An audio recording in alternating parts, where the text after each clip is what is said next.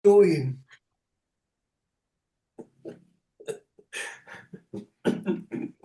Muy bien. Decía que, ¿verdad? Ciertamente ahorita mientras oraba se me ocurrió pues que definitivamente esta es una de las formas en las que se nos ayuda a desarrollar la paciencia. ¿Verdad? Eh, Bien, estamos en la parte número 4 de la porción del resumen.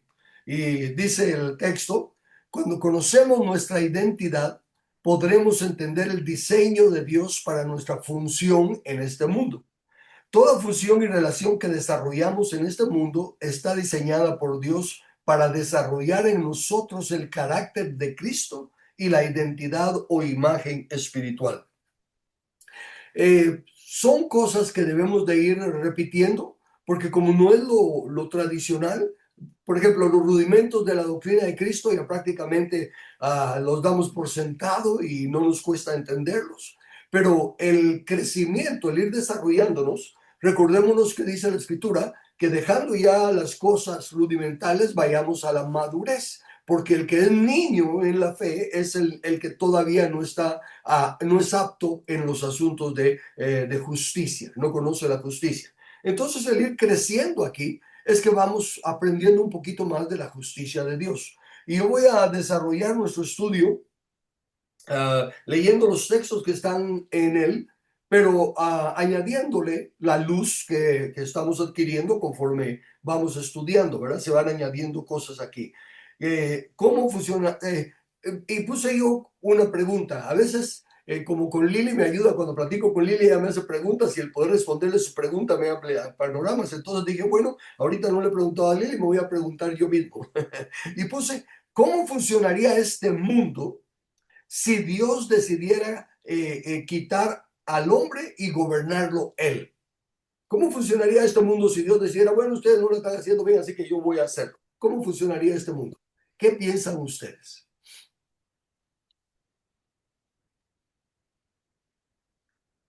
Funcionaría bien. Sonaría mejor. Exacto, exacto. La única respuesta es si Dios, que es el creador y el único que hace las cosas ordenadamente y tiene todo el poder, etcétera, funcionaría súper. Pero el punto es este. Ese es el diseño de Dios. Ese es lo que Él quiere con nosotros, no con Él. Él nos creó a su imagen y semejanza para que seamos nosotros el Dios de esta tierra. No el Dios, si no se vaya a malinterpretar que estoy haciéndome dioses. Quiero decir, como que fuéramos el soberano de la tierra, lo cual sí es bíblico, ¿verdad? Lo cual, para que no confundan que estoy inventándome dioses. Pero así como funcionaría el planeta Tierra si Dios lo estuviera gobernando, es lo que en realidad debe ser el fin al que alcancemos. Esa debe ser nuestra visión, porque Dios nos crió a su imagen y semejanza y nos dijo señorial sobre la creación y sojuzgarla. Y lo que es el problema que estamos teniendo es por el engaño del enemigo, por la caída de Adán. Recuérdense que ahí se distorsiona todo y estamos en un proceso de restauración. Valga la redundancia, restauración es regresar al origen, regresar al principio. ¿Para qué? Para que aprendamos a gobernar el planeta Tierra como que Dios lo estuviera gobernando. Y nos dejó el Señor estaba platicando, no me recuerdo ahorita con quién, pero me vinieron dos ejemplos de cómo Dios nos dejó siempre, desde el principio, ya nos estaba dejando enseñanzas que si las miramos ahora despacio, vamos a ver su verdad. Número uno, le dijo a Adán, ponle nombre a todos los animales. Sabemos que en la Biblia el nombrar a algo o a alguien es algo de suma importancia que implica, el nombre implica el carácter, la función o el desarrollo de ese alguien o de esa cosa. ¿Verdad? Y que no importa, más adelante todo ya está claro que en la primera vez que se le da el nombre, ahí está su carácter y todo. Y cuando Adán nombró a los animales, no había ningún concepto en el cual él se pudiera basar para decir este es león, este es águila, este es caballo, ¿verdad? Sino que ahí nos habla de la mente de Cristo obrando en Adán. Era Dios comunicándole espiritualmente a Adán. Mira, el carácter de ese es gato, el carácter de ese, ¿verdad? Y Adán le puso nombre, pero ahí está dejándonos el Señor una probadita de lo que es estar en comunión con Él. Y luego más adelante, cuando le presenta a la mujer, Adán dice, es Adán el que lo dice, no lo dice Dios. Adán dice, esto es ahora hueso de mi hueso, carne de mi carne, esta será llamada varona porque del hombre fue tomado. Por lo tanto, es Adán el que está con la mente de Dios, con la mente de Cristo, viendo la función de mujer, de varona, como él dice, ¿verdad? Se llama varona porque del varón fue tomada. Y dice, por lo tanto, y da una declaración que hasta la fecha nosotros la usamos porque es la palabra de Dios. Por lo tanto, dejará el hombre a su padre y a su madre, su unidad. Mire, él está hablando de algo que no ha pasado, de algo que no conoce, de algo que no se sabe. Pero es quién es el que dice que anuncio lo por venir desde antes de que fuera. Dios. Entonces Adán tenía en ese momento una comunión tan linda con Dios que no era de que le tenía que estar preguntando, Señor, ¿cómo se hace esto? Sino que era como que aún ya el Señor se lo bajara directamente a su entendimiento. Por eso es que es tan importante que nosotros aprendamos que para que esa antena esté bien conectada a la nube, para usar fraseología tecnológica, no debemos de querer decidir por nosotros mismos lo que es bueno y malo, sino que debemos de estar abiertos a que Dios nos muestre. Veo la analogía trayéndola al presente de lo que llamamos palabra de ciencia. Cuando sin conocer a una persona, sin saber de dónde es ni qué nada, de repente le decimos, mira, el Señor dice que cuando estabas orando acerca de tu trabajo, Él te oyó y que ya lo tienes. Esa es palabra de ciencia. Pero es porque hay una comunicación del espíritu humano a la imagen de Dios con el Dios eterno. Entonces, así como se nos pasa a la mente lo que sería toda la tierra un paraíso, toda la tierra una maravilla, si Dios fuera el que estuviera gobernando, eso es lo que Dios quiere que hagamos nosotros. Por eso es que quiere que lleguemos al entendimiento de nuestra identidad en Cristo. En Cristo. Así como Cristo, recuérdense que Cristo no es una persona, Cristo no es un nombre, Cristo es una definición, es el ungido. Y es importante que también nos demos cuenta que pueden haber un ungido como pueden haber más ungidos al mismo tiempo. Por ejemplo, en el tabernáculo, cuando se ponían los artículos, ¿verdad? Dice, ungirás, ¿verdad? A todos los artículos del trabajo en el tabernáculo. Entonces, conforme vamos abriendo nuestra mente a quitarnos la idea de que cuando decimos Cristo estamos hablando de Jesús. Sí, estamos hablando de Jesús porque Él es parte de Cristo, pero no es Jesús solo el Cristo. Hay muchos Cristos, es que entiéndase bien en el concepto de ungidos. Reyes ungidos, profetas ungidos, elementos de la mesa del Señor en el tabernáculo ungidos, en fin. Cuando abrimos nuestro entendimiento y ya no nos cerramos a solo una interpretación, la identidad empieza a cobrar más ánimo. Y entonces dice aquí, ¿verdad? Que es desarrollar nuestro carácter en nosotros, perdón, el carácter de Fuerte. Cristo. ¿Alguien habló? No, perdón, tengo mi micrófono abierto. Ah, ok, ok, muy bien. Entonces sigo. Eh, y dice en el estudio, dice que es también para que desarrollemos paciencia. Pero ahora, en la paciencia no es simplemente esperar, ¿verdad? Uno puede esperar y que nunca se dé la cosa. Eso no es paciencia. Paciencia es esperar lo que sabemos que se va a dar. Déjeme ponerlo de una manera más clara. Si Dios no dice que va a hacer algo, por mucha paciencia que yo tenga, no va a pasar. Pero si Dios dice que va a hacer algo, entonces yo camino bajo ese entendimiento de que Dios dijo que va a pasar esto y esto y estoy caminando hacia eso. ¿Cuánto tiempo va a tomar? Eso no lo dijo, ¿verdad? Es como cuando le dijo a Abraham, toma a tu hijo. Bueno, sí le dijo que era, no, perdón, no, sí, Abraham, cuando le dijo, deja tu tierra y tu parentela y vete a la tierra que yo te mostraré. No le dijo cuándo era. Así lo que le dijo, yo te la mostraré cuando llegues, yo te aviso. Y así fue, ¿verdad? Entonces, paciencia es, wow, ya caminé bastante. Ala, ya crucé este monte, ala, ya crucé esto. Pero seguir y no afanado sino que todavía no es aquí, todavía no es aquí, pero teniendo la visión de que vamos a algo. Entonces, para que aprendamos a ser pacientes, tenemos que tener la visión de la paciencia. ¿Cuál es la visión de la paciencia en este estudio? Desarrollar el carácter de Cristo. Estas cosas que nos pasaron es para qué? Para que nosotros nos demos cuenta que llegar a la medida de estatura del varón perfecto que es Cristo requiere tiempo. Y hay adversidades, hay contratiempos, pero que se va a dar, se va a dar. Por lo tanto, no desmayamos, sino que seguimos adelante. Es que una vez que tenemos el ancla de la palabra, cuando la palabra ha profetizado ya algo de que se va a dar, entonces ya nosotros podemos esperar pacientemente. Pero ¿qué es esperar pacientemente? Caminando, actuando en lo que podemos hacer, esperando que vamos a llegar a esa meta anhelada. En Proverbios 29:18 dice: sin profecía el pueblo se desenfrena, mas el que guarda la ley es bienaventurado. Fíjense, ¿qué es profecía?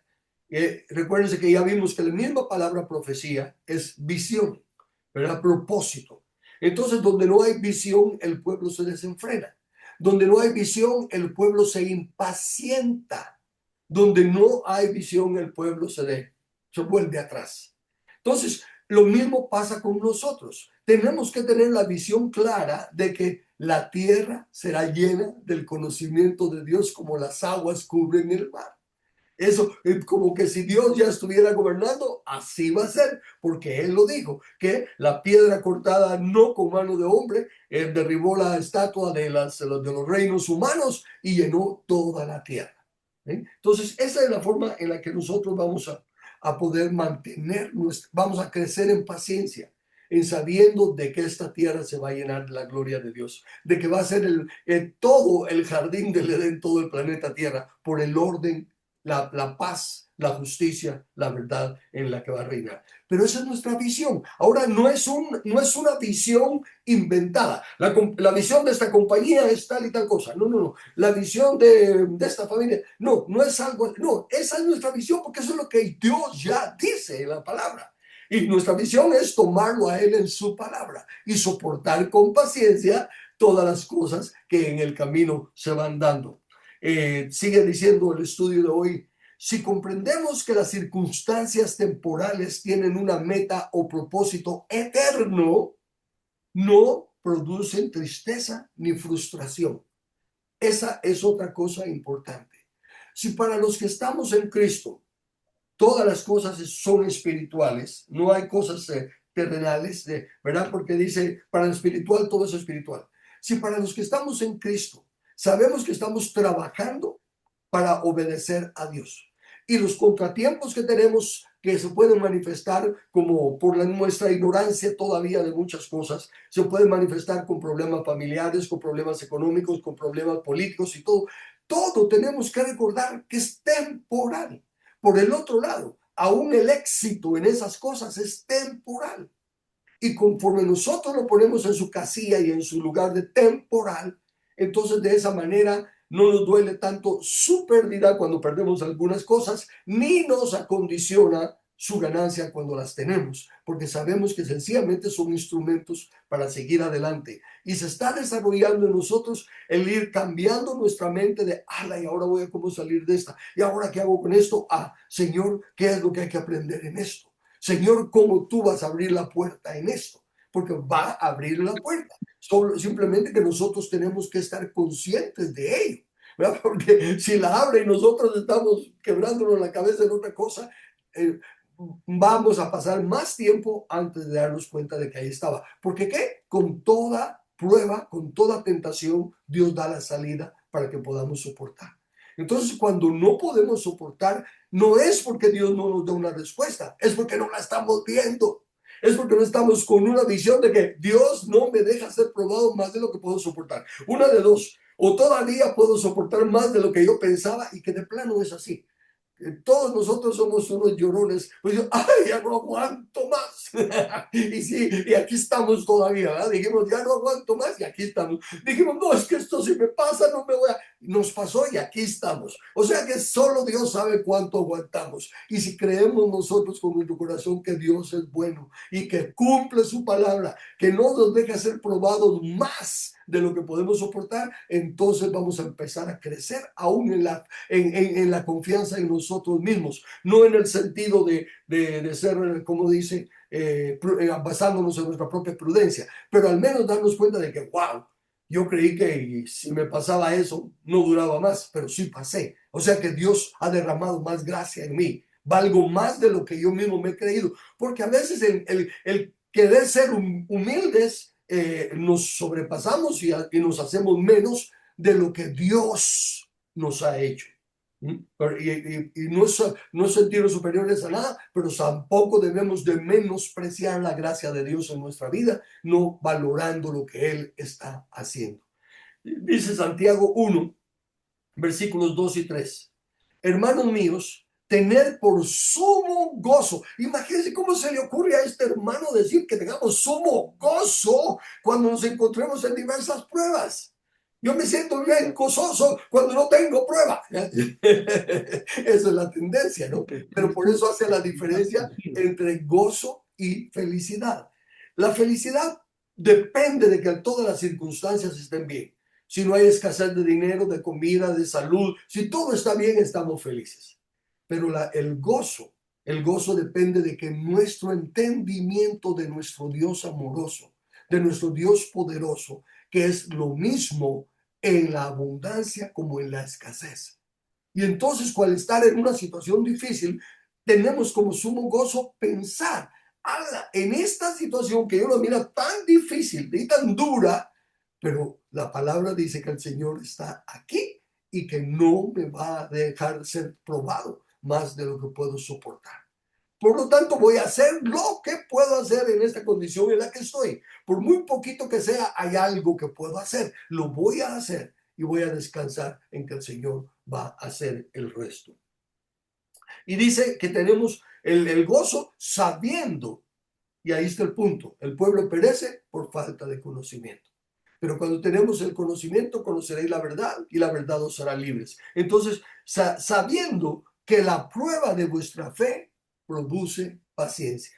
Ahora sí aclaremos algo. Es la prueba de nuestra fe. Está siendo probada nuestra fe. Quiere decir que tenemos que ejercer esa esperanza de que algo va a pasar, ¿verdad? Esa es la fe. La fe es la certeza de lo que se espera. Tenemos que tener una esperanza de que algo va a pasar y ahí se prueba nuestra fe. También Romanos 5:3 dice, y no solo esto, sino que también nos gloriamos en las tribulaciones, sabiendo que la tribulación produce paciencia. Noten las cosas que mencionan Santiago y Pedro. Santiago, ¿verdad? Diversas pruebas y Pedro más específicamente tribulación. Hago la salvedad, ¿verdad? De que no es que estemos cosechando lo que hemos sembrado cuando son pruebas.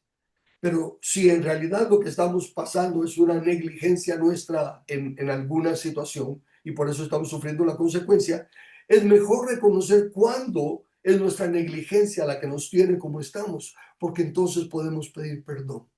Reconocer fue por error mío, fallé en lo que sea, y entonces pedir perdón a Dios para que nos pueda ayudar. Pero mientras estemos caminando, tratando de agradar a Dios, conscientemente cumpliendo con lo que entendemos de la palabra de Dios, queriendo ser obedientes a Él, y nos vienen tribulaciones por muy duras que sean, ahí sí podemos aferrarnos al escrito está. ¿Verdad? De que Él no nos dejará ser probados más de lo que podemos y que nos dará juntamente con la tentación o la prueba la salida para que podamos soportar. Y eso, ¿cuál es la razón del gozo en eso? Está formando en nosotros el carácter de que vamos a ver una tierra donde el fruto es gozo y paz, porque va a ser bajo el reinado justo del Mesías. Eh, Dice aquí todavía el ejemplo de Hebreos 12:2. Puesto los ojos en Jesús, el autor y consumador de la fe, el cual por el gozo puesto delante de él sufrió la cruz, menospreciando el oprobio. Paremos ahí. Puesto los ojos en Jesús en el sentido imitémoslo. Ahora veamos a Jesús y oigamos sus palabras. Todos ustedes me van a abandonar y me voy a quedar solo. Pero no estoy solo, el Padre está conmigo. Pero cuando llega la prueba, mi alma está angustiada hasta la muerte. Quédense conmigo una hora. Al rato, ala, no pudieron esperar ni una hora. O sea que él estaba siendo atribulado. Y por eso es que me interesa tanto que entendamos la humanidad de Jesús. Porque él estaba llevando una carga imposible de llevar. A tal grado que Dios le ordenó: si quieres tirar la toalla, aquí está, la tiras tú. En ese caso, yo no voy a ser el manager. En ese caso, no tienes que esperar hasta que yo la tire. La tiras tú, aquí está. Ese mandamiento me dio el Padre, que yo tengo el poder para poner mi vida para volver y para volver a tomar. O sea que si quiero echarme para atrás, me puedo echar para atrás, porque Dios me dio ese mandamiento, que lo haga por mi voluntad, no porque me está diciendo: si tú no lo haces, ¿qué va a pasar? ¿No? ¿Me explico? Entonces Jesús llegó a una tribulación, la cual no vamos a experimentar ninguno de nosotros. Por mucho que queramos, no vamos a llegar a... Y no me estoy refiriendo a la muerte de cruz. Hay gente que ha muerto muertes mucho más horribles que la de la cruz. Por eso es que con la película La Pasión, va muy bonita históricamente y todo, y la gente salía llorando por todos los latigazos y todo. O sea, eso no fue nada para Jesús. Eso fue temporal. Y él ya lo sabía. Él decía: voy a ser escupido, voy a ser garroteado, voy a hacer de todo. Lo que fue crucial fue la separación del Padre, de él que había vivido en santidad perfecta con él y que no tenía ninguna razón para ser crucificado. Y él muy bien pudo haber dicho: Señor juez, tú sabes que he vivido justo delante de ti, no permitas que esto me haga nada. Y hubiera sido salvo. Jesús pudo haber sido salvo. ¿Por qué? Porque no había pecado. Pero su pasión, su gozo puesto delante. A mí me gusta, y no sé si sea inspirado por el Espíritu Santo o meramente por mi deseo, pero el asunto es que a mí me gusta pensar que Jesús en ese momento dijo: hasta los míos me han traicionado, uno me traicionó, los otros me han dejado. Este pueblo se ha burlado de mi Padre, le dicen que lo aman, pero hacen todas estas barrabasadas, no respetan y todo. En realidad merecen la muerte, son culpables. Así que ¿por qué tengo que morir yo por ellos? ¿Verdad? Pero luego que viniera a su mente: pero son obras del Creador, son obras de mi Padre. Y yo he oído y yo sé cómo mi Padre sufre por la dureza del corazón de estos. Yo he oído cómo mi Padre quisiera que ninguno pereciera. Así que lo menos que puedo hacer es traer un poco de paz al corazón de mi Padre. Y se entregó voluntariamente por el gozo puesto delante de él. Para mí el gozo de Jesús no fue tanto, indirectamente es nuestra salvación, pero no fue la meta total nuestra salvación, sino que fue el gozo que le traería al Padre que hubiera un medio de redención a su criatura. Ese amor de Cristo, de Jesús al Padre, también es algo que nosotros necesitamos aprender. Si padecemos, que sea para la gloria de Él, que sea porque estamos tratando de que Él se goce de ver que estamos trabajando en recuperar y restaurar a su creación. Aquello que Él creó con tanto amor, aquello para lo cual Él tiene un propósito eterno, fabuloso y misericordioso y glorioso. Y que nosotros podamos decirle: Padre, aunque al principio yo era de los que te causaban el dolor, yo era de los que estaban con la lanza, anhelo de todo corazón que ahora, aunque sea en una miseria, pero que sea de los que están trayendo paz y gozo a tu corazón al ver la redención de tu pueblo. Ese es un gozo inefable, como dice la Escritura. Un gozo inefable. No se puede explicar. Y cuando logremos tener nuestra identidad de hijos en Cristo, de espíritus eternos creados a la imagen de Dios, entonces nuestro gozo va a ser Para mí me llena de gozo pensar, y ustedes ya me han oído decirlo, el anhelo de mi corazón es ver a Jesús y que en lugar de lágrimas en sus ojos, como tantas que ya he causado, poderlo oír que diga, entra en el gozo de tu Señor. Esa es mi verdadera identidad. Lo dejamos ahí. Preguntas o comentarios. Chalín, Sí, ¿podrías ampliar? Yo ya entendí que Cristo es un nombramiento como ungido sí, y Jesús fue ungido como Cristo, ¿verdad? Así lo entiendo. sí, ¿Podrías ampliar un poquito cuando mencionaste que hay muchos Cristos? Porque puede dejarse caer como en una confusión. Y tienes entre razón. ellas, cuando se menciona que, creo que Jesús lo dice, Sí, cuando veas que digan que el Cristo está allá, no creas. Cuando veas que el Cristo está allá, no lo creas. Entonces, pudiera, porque en tu explicación dijiste que había muchos Cristos, muchos ungidos, sí. Gracias. pero sí, Ya, básicamente. ya te capté y gracias. Sí, sí, por eso digo, lo primero que tenemos que hacer es entender esto. Cristo es la palabra en griego que en hebreo es Mesías.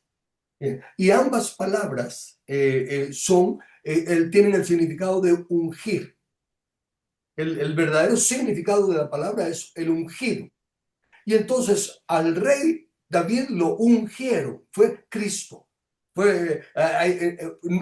Cristo fue la acción que se usó en él. Es que ese es el punto. No debemos de pensar cuando pensamos en él fue Cristo, ya rapidito lo personalizamos. No, no, no, no. Él fue ungido con la misma unción que fueron ungidos los sacerdotes en plural. Cuando Dios establece a Aarón y a su familia como sacerdotes para todo el tiempo, los está ungiendo. Están siendo Mesías en el sentido de que fueron ungidos. ¿Ah? Y en el Nuevo Testamento, nosotros como santos escogidos, también sería ¿qué? Versión de ser ungidos, ¿verdad? ¿Qué es la palabra Cristo? Eh, Obviamente, como ya nos hemos acostumbrado a identificar el Cristo que vino a redimirnos y vino a rescatarnos con Jesús. Cada vez que hablamos de Cristo pensamos que estamos hablando de Jesús. Y ciertamente Él fue un ungido, el ungido especial. Así como cuando decimos, hay muchas casas, pero hay una en especial que es la mansión más bonita. O hay muchas cosas lindas, pero hay una que es la mayor, que es más hermosa. Sería el asunto. Hay mucha unción, mucho ungido, pero hay uno que es el ungido de Dios para un plan específico. Y solo uno, el cual es el Cristo. El Cristo. No ya no decir el cual es Jesús, sino que el cual es el Cristo. ¿Por qué? Porque con el estudio que estamos teniendo y que ahorita estoy trabajando en hacerlo todavía más claro, estoy trabajando para poder llegar a que entendamos que el Cristo de Dios está formado por dos personas. Así como los ungidos sacerdotales eran varios, porque eran todos los de la familia de Aarón, en la Biblia se habla de dos Cristos especiales, dos personas, perdón, especiales que forman el Cristo de Dios. Pero sé que el problema nuestro es que automáticamente ya nuestro entendimiento junta a Cristo con Jesús o con personas. Y cuando decimos, ahí está el Cristo, ahí está otra persona. Pero recuérdense que hasta esa palabra, ungir, se usa hasta para cosas, no solo personas. ¿Verdad? Lo que pasa es que suena raro decir, no, no suena raro. Ahorita se me viene el versículo de Pablo, cuando habla de que Moisés golpeó la roca. Dice, y la roca que le seguía era Cristo. ¿Ves? Era un simbolismo de Cristo, pero esa era una roca ungida que le seguía, porque dice que le seguía. Él tuvo un problema de sed aquí y años o meses después tuvo un problema en otro lugar de la tierra y todavía estaba la misma roca, porque era la roca ungida, la roca que le seguía. Pero sí, no estamos hablando de ningún otro Salvador. No estamos hablando de ningún otro rey de nosotros, cabeza de la iglesia. Estamos hablando de la unción del Cristo, que es la misma que se le dio a los profetas de antaño y a los apóstoles del llamado Nuevo Testamento. Todos ellos fueron ungidos. Y aún nosotros, al ser ungidos como ancianos, ¿ves? Ahí está una pluralidad. O sea, somos un consejo, pero somos una pluralidad de ancianos. Es que sí, cuando ya nos quitamos la religiosidad, hay varios ejemplos que podemos dar de que el Cristo puede ser compuesto, no es una persona en particular. ¿Expando algo más o añades tú algo más? No, únicamente el título es un nombramiento, unción es un nombramiento. Entonces Jesús fue nombrado, fue puesto como título el Cristo de Dios. Exacto. Así lo miraría. Sí, así es, así es. Yo quisiera añadir algo a eso. Hace algún tiempo, uno de mis patrones me concedió algo que tal vez para él pudo ser trivial, ¿verdad? Eh, ¿Cómo se llama? Le estaba explicando a una persona nueva en la empresa quiénes éramos nosotros, los pilotos. Y entonces vino y dijo, eh, bueno, ellos también son capitanes, pero el capi es Ervin, dijo. O sea, podría yo ponerlo así, ¿verdad? Hay Ujú, muchos ungidos, pero el verdadero ungido, el, ¿cómo se llama? El que se caracteriza, el que llegan a todos los requisitos, es Jesús, es el Cristo, el ungido. Él es el Cristo. Hay varios Cristos, pero Él es el Cristo, el único, no hay otro, ¿verdad? Puede haber muchos nombres, muchos que se parecen, pero Él es el único en el cual encontramos salvación. ¿Sí? A eso, Eh, mira, a eso agregaría yo que en Jesús habita toda deidad, cosa sería que la no deidad, existe en ninguno más. exacto, exacto. exacto, Esa así, es la gran, por eso es que dice en la Biblia que es el misterio de Dios y del Cristo, porque Dios no le reveló a ninguno del llamado Antiguo Testamento que el Cristo, el Mesías que ellos estaban esperando era un Mesías compuesto. ¿Ya?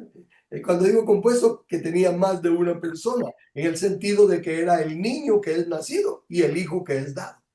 Ese es el misterio del Cristo. sí, así es. Entonces, El prácticamente único, lo que mi patrón quiso decir fue, este es, todos son capitanes, todos son pilotos, pero este es el nuestro, Responsable. ¿ok? Es el puro capitán. El puro capi. Entonces, la otra cosa que quería agregar al respecto, que me pareció muy, muy bien tomado el tema, muy amplio, es lo que dijo Pablo en el libro de Romanos. Lo tenía por aquí porque he estado últimamente estudiando el libro de Romanos porque es, ¿cómo se llama? Lo que he estado haciendo, mis estudios y todo. Entonces, estaba viendo que nosotros mismos somos los responsables de reconocer, de tener este conocimiento. Y la única forma en la que tenemos, que podemos hacer es cambiando nuestra mente, la renovación de nuestro entendimiento, como dice Pablo también, ¿verdad? Pero a veces lo que hacemos es simplemente porque no nos conviene o no queremos ponerle, lo que decía Carlos al principio, no queremos poner eh, ¿cómo se llama? Hay ciertas cosas que llegan a nuestra mente porque hemos sido bombardeados tremendamente por personas que conocemos y que queremos, inclusive por cosas que no son correctas, que van en contraposición directa a lo que dice el Señor. Y el enemigo lo ha utilizado precisamente en nuestra contra. Entonces, lo que tenemos que hacer es volver al escrito está.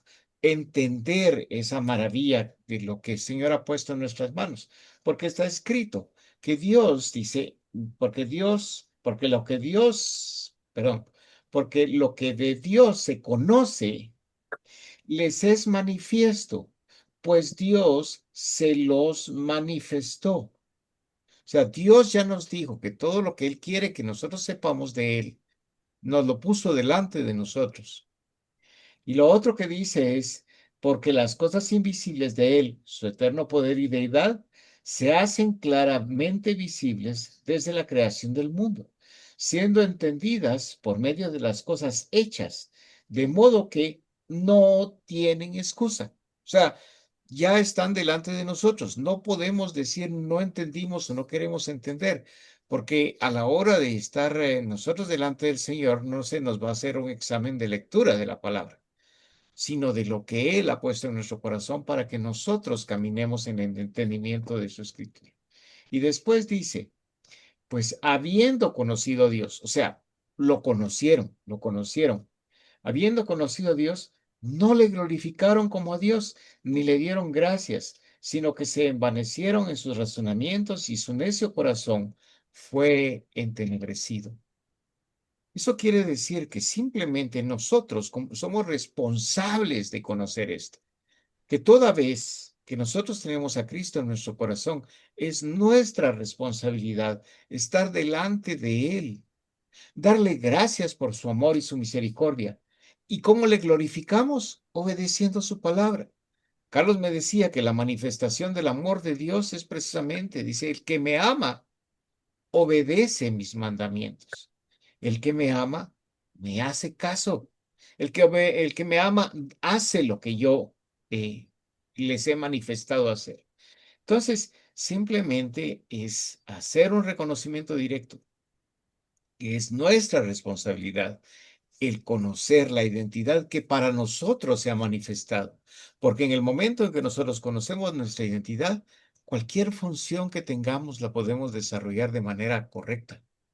Puede ser que tengamos errores porque no somos perfectos todavía, ¿verdad? Pero en la medida en que nosotros caminemos en el conocimiento de Dios, que le demos gracia, que glorifiquemos a Dios, entonces vamos a tener menos ¿qué? Metidas de pata.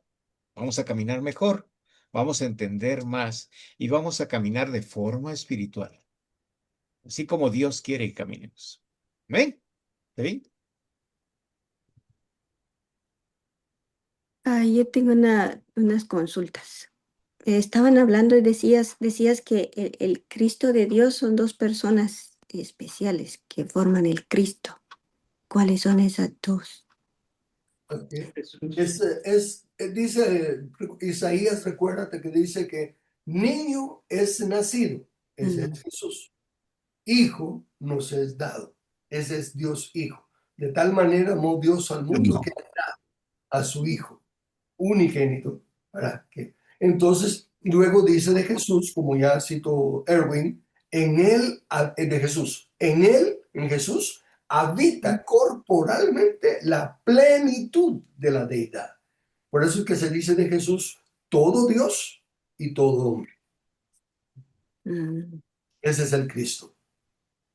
amén. Gracias. La segunda cosa es de que también hablabas anteriormente del gozo. Dice que depende de nuestro entendimiento. Y pensando en eso, es como con la tribulación, es bien difícil tener gozo, porque obviamente no podemos ver más allá, o porque estamos dolidos, o porque estamos en problemas, o en, como dice la palabra, ¿verdad? Atribulados. Y es bien difícil manejar o poder tener ese entendimiento en esos momentos, que son muy complicados. Y, y, y a veces el exhortarnos unos a otros ayuda mucho, aunque uno ya sepa qué es lo que dice el Señor o qué dice la palabra, pero volverlo a escuchar también es medicina, ¿verdad? Entonces, pero a mí me cuesta mucho a veces comprender el cómo voy a estar gozoso si me duele, algo así, ¿no? Sí, No, es que por eso es la diferencia entre el gozo y la felicidad, como dije. Uno puede estar gozoso, aunque no esté feliz. Bueno, mira, pongamos el caso más, yo diría, más común para todos, es la muerte de un ser querido. ¿A quién no le duele la muerte de un ser querido? Pero en medio de ese dolor, de esa separación, los que estamos en Cristo y todo, nos gozamos de saber que están ya en la presencia del Señor. Que ahí sí que ya salieron de este cuerpo de muerte, como le llama Pablo, y que ausente del cuerpo, presente con el Señor. Que están millonésimas más veces más, están millonésimas veces mejor que lo que estuvieran aquí con nosotros. Y que muchas veces el quererles con nosotros, ya en momentos cuando ya su tiempo les es difícil, es más egoísmo que amor. ¿Ah? Porque no queremos soltarlos pensando en, ay, pobrecito ya, o pobrecita ya se va a morir, pero no, no es pobrecito, pobrecita. Y entonces en ese dolor que lo tenemos, sí, sí, solo la separación de un ser querido temporal. Yo recuerdo cuando Ondina se fue para Estados Unidos, ¿verdad? Tenía 18 años cuando se fue. Lloramos, Lili y yo lloramos la separación, ¿verdad? Su vida y el no tenerla en casa y todo. Pero gozosos, porque nosotros mismos le compramos el pasaje y le arreglamos todo para que se pudiera ir, porque sabíamos a dónde iba, ¿verdad? Y eso pues fue una bendición y el fruto sí, ¿verdad? Se ha dado el fruto y todo ha sido muy lindo, pero hubo dolor con gozo.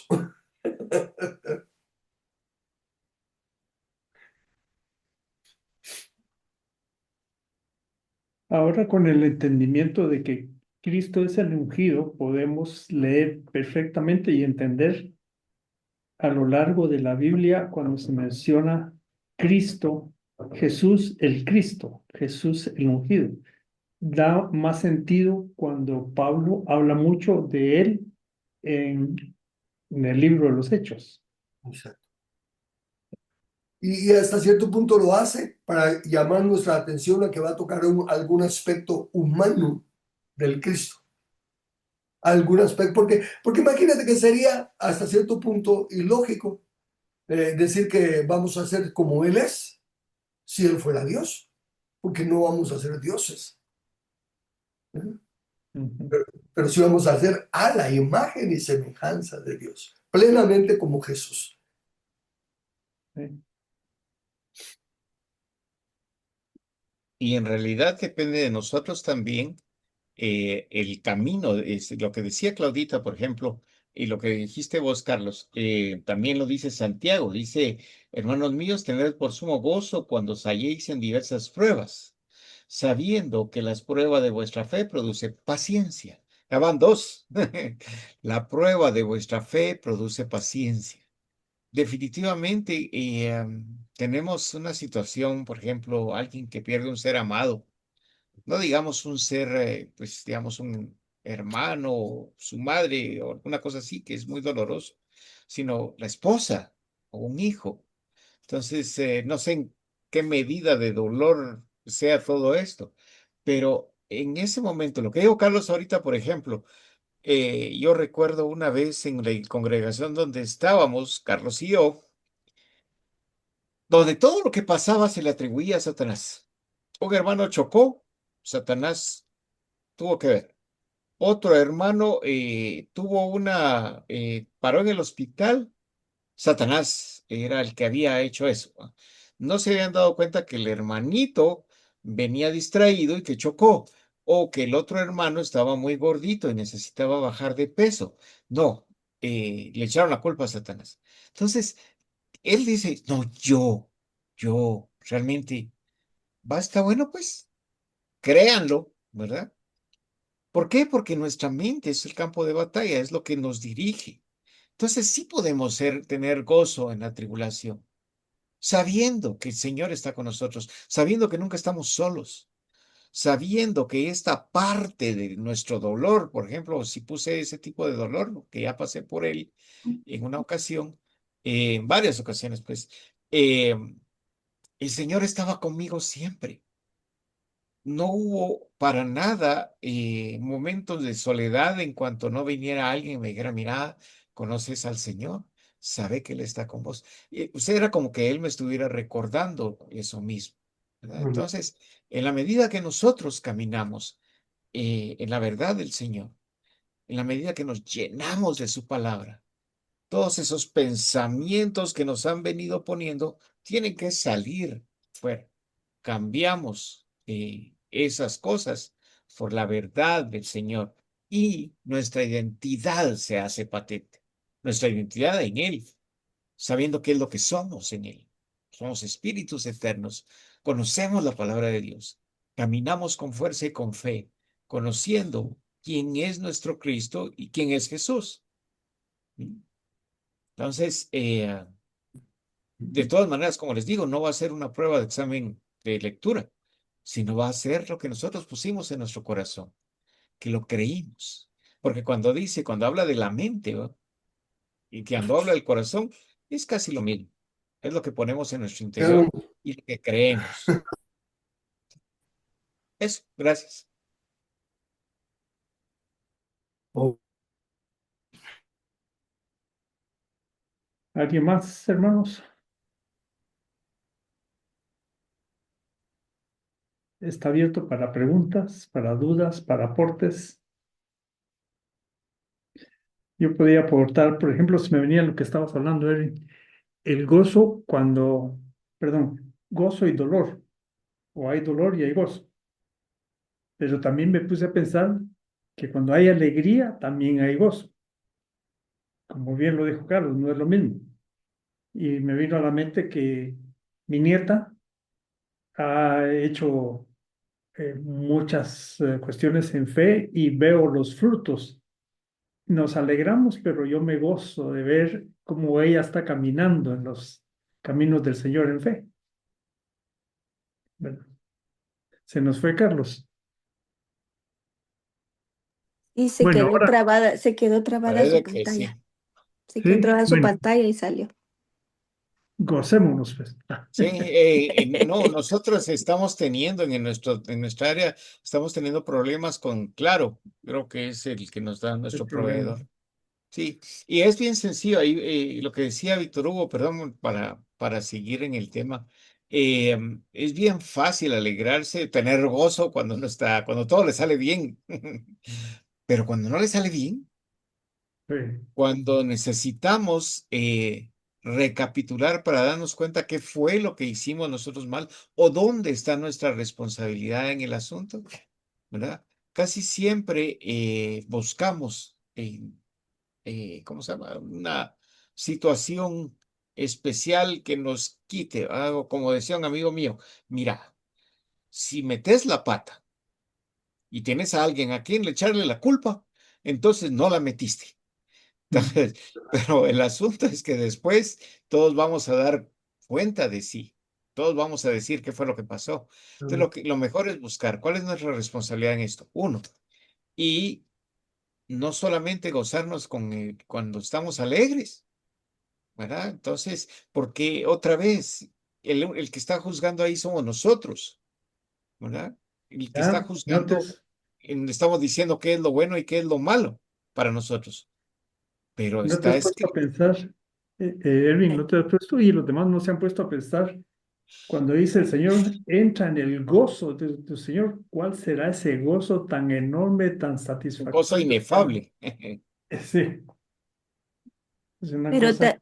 perdón, pero también cuando se está en tribulación o problemas o circunstancias difíciles, a veces nuestra forma de actuar, reaccionar ante esas cosas, es bien complicado también porque muchas veces le echas la culpa a Dios de esas cosas.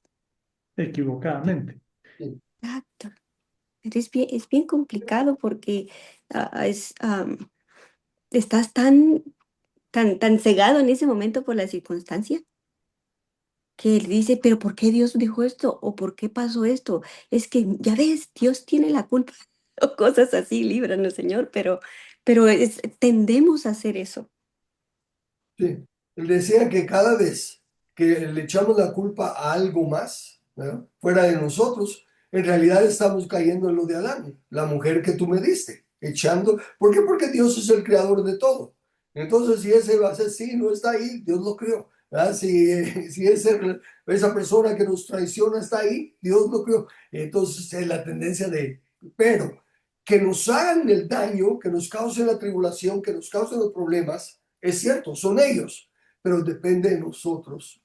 Que recordemos este estudio, que recordemos que alegrarnos, especialmente cuando lo que están diciendo de nosotros es mentira, sabiendo que nuestro gozo es mucho más grande y nuestra recompensa es mucho más grande en el Señor. Y ese es cierto también, de nuevo, el libro de Romanos, que como les digo, está haciendo mi herramienta ahorita y les voy a poner algo de lo que, pues, de mis notas, de lo que he estado poniendo en mis notas. Hay un versículo que conocemos todos muy bien, Romanos 12:2. No os conforméis a este siglo, sino transformaos por medio de nuestro entendimiento, por medio de la renovación de nuestro entendimiento. Entonces, no voy a entrar en profundidades ni nada, solo poner esto delante de ustedes. Y es una batalla tremenda la que libramos en nuestra mente. Y la batalla consiste precisamente en derribar las murallas que son, ¿qué? Toda aquella cosa que se levanta contra el conocimiento de Dios.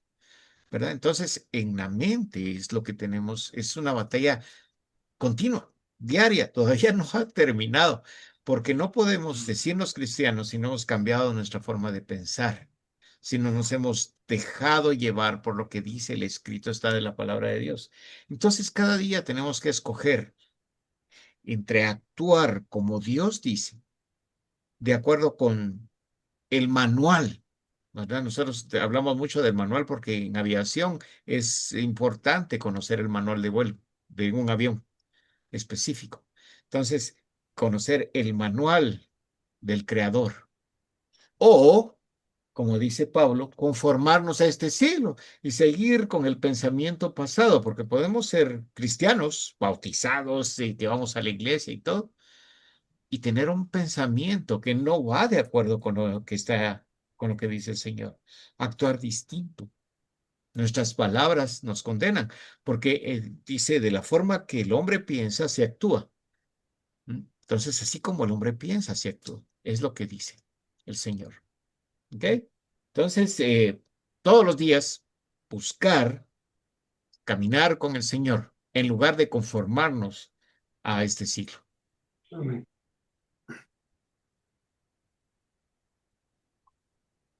Muy bien, puedes parar quien haya iniciado la grabación, la podemos parar ya. Elmer, Podemos hacerlo. Elmer, ¿estás todavía por ahí?